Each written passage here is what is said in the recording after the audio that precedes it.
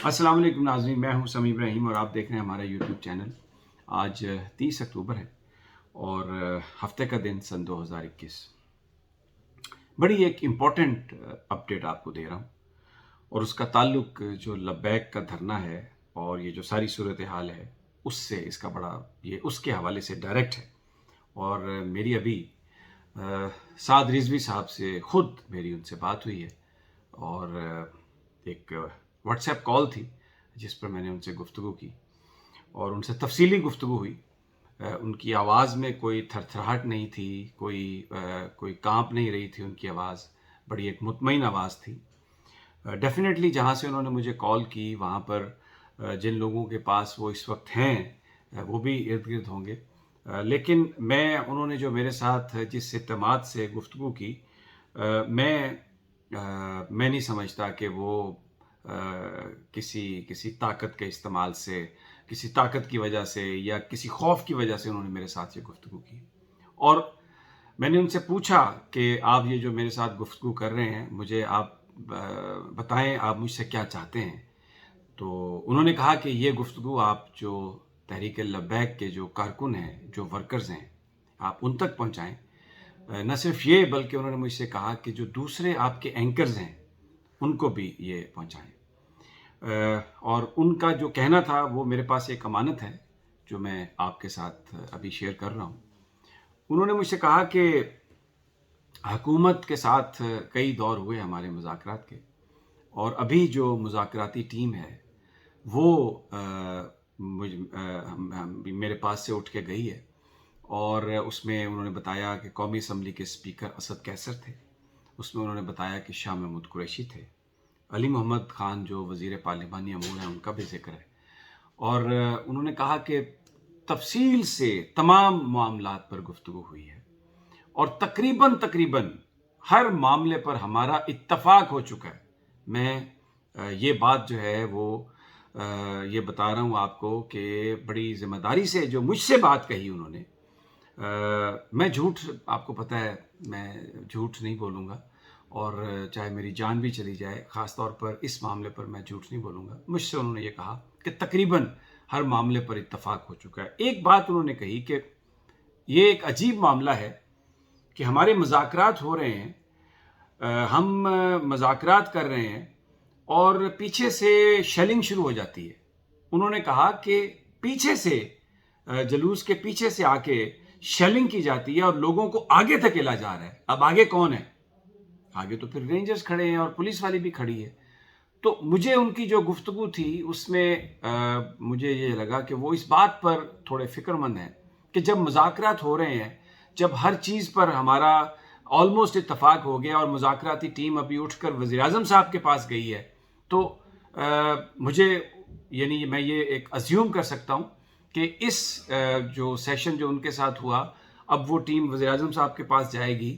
तो डेफिनेटली फिर उसके बाद एक और सेशन होगा। और साद रिजवी साहब का जो कहने का मकसद था, जो गुफ्तगू का मकसद था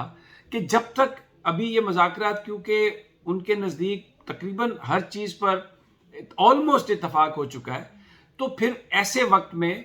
कोई ऐसी हरकत जिससे कि वो सारा माहौल ख़राब हो, शायद वो डेट्रीमेंटल होगा, शायद वो तकलीफ़ दह होगा, क्योंकि ये जो मामला है ये बहुत ही संजीदा मामला है। नामूस रिसालत जो है ये बहुत अहम है और तहरीक लब्बैक के कारकुनों ने जिस अंदाज में अभी तक लाहौर से यहाँ तक सफ़र किया है, कुर्बानियों से एक भरा हुआ वो सफ़र है और उसमें ना जाने कितने ज़ख्मी हुए और ना जाने किस किस की जान गई। और जो इसका अफसोसनाक पहलू है वो ये है कि सामने भी मुसलमान है, वो भी कलमा गो है, हमारी जो फोर्सेस हैं उनमें भी आशिक रसूल हैं, हमारी जो रेंजर्स है वो हमारी फ़ौज है, हमारी पाक फ़ौज है।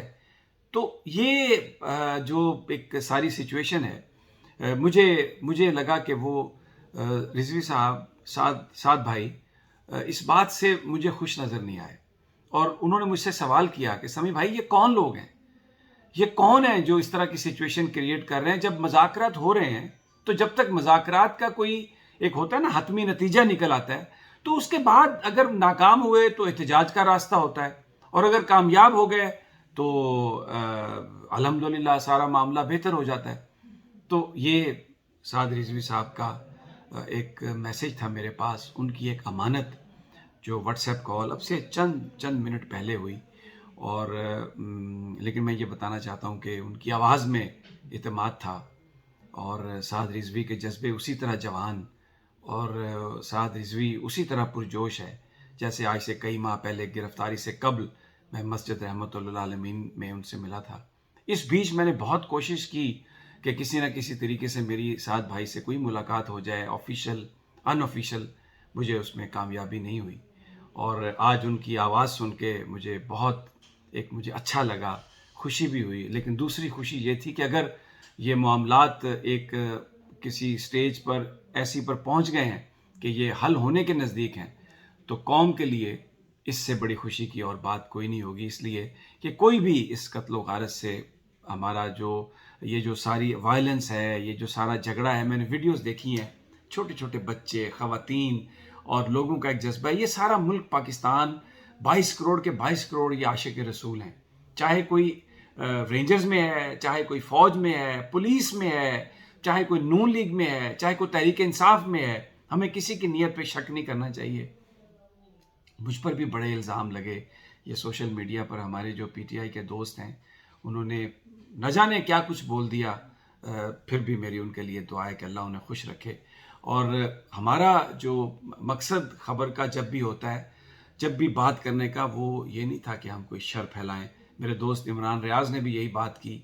اور اس نے کہا کہ وہ رپورٹنگ، میں ان واقعات میں نہیں جانا چاہتا، میں صرف ایک بات انہیں بتانا چاہتا ہوں کہ ہم یہ جو چیزیں رپورٹ کرتے ہیں، کیونکہ ہمارا تعلق عوام سے ہے، ہم ان کی زبان ہے، جہاں پر بھی ہم یہ دیکھتے ہیں کہ کہیں پر کوئی طاقت ہے، چاہے وہ ریاستی طاقت ہے، چاہے وہ کوئی نان اسٹیٹ ایکٹر ہے، جب وہ آ کے عوام کو کہیں پر بھی اگر قانون کی وائلیشن آپ کو ہوتی نظر آ رہی، تو آپ نے اس کا ذکر اس لیے کرنا ہوتا ہے کہ ارباب اختیار جو ٹاپ پہ ہیں ان تک یہ بات پہنچ جائے، اور یہی ہمارا کام ہے۔ ہم رپورٹر ہیں، ہم صحافی ہیں، ہم کوئی پولیٹیکل ایکٹیوسٹ نہیں ہیں۔ یہ امانت تھی میرے پاس آج سعد رضوی صاحب کی، جو میں نے آپ تک پہنچا دی، اور میں یہ توقع کرتا ہوں کہ لوگ اپنی صفوں میں دیکھیں گے، اور خاص طور پر جو شیلنگ کرتے ہیں پیچھے سے، جو پولیس والے ہیں، میں کہتا ہوں کہ آپ کیوں ایسا کر رہے ہیں؟ آپ کیوں لبیک کے لوگوں کو آگے بھیج رہے ہیں؟ یہ کیوں آپ جھگڑا کروانا چاہتے ہیں؟ مت کریں، مذاکرات ہو رہے ہیں، معاملات بہتر انداز میں جا رہے ہیں، اور یہ مجھے لگتا ہے، میں بڑا پر امید ہوں سعد صاحب کی بات سن کر، سعد بھائی کی بات سن کر، مجھے یہ بڑی امید ہے کہ یہ کسی ایسی سمت جائیں گے جہاں خیر ہوگا، جہاں خیر ہوگی، جہاں پر الحمدللہ سارے معاملات جو ہیں وہ حل ہو جائیں گے۔ یہ ایک امانت تھی جو میں نے آپ تک پہنچائی ہے، اور اس امید کے ساتھ آپ سے اجازت چاہتا ہوں کہ اگلی ویڈیو میں جب ملوں گا تو انشاءاللہ مجھے امید ہے کہ یہ مسئلہ حل ہو چکا ہوگا۔ اپنا اور اپنے ساتھیوں کا خیال رکھیے، اپنی صفوں میں ان لوگوں کو پہچانیں جو لڑائی کرانا چاہتے ہیں، جو اس ساری صورتحال سے فائدہ اٹھانا چاہتے ہیں۔ اللہ وزیر اعظم صاحب کو بھی یہ ہدایت دے، ان کو بھی اتنا ان کا دل اتنا بڑا کرے ان کو کہ وہ بھی ان چیزوں کو اپروو کریں، اور یہ معاملہ سارے کا سارا سارٹ آؤٹ ہو جائے۔ اجازت دیجیے، اللہ نے کے بعد۔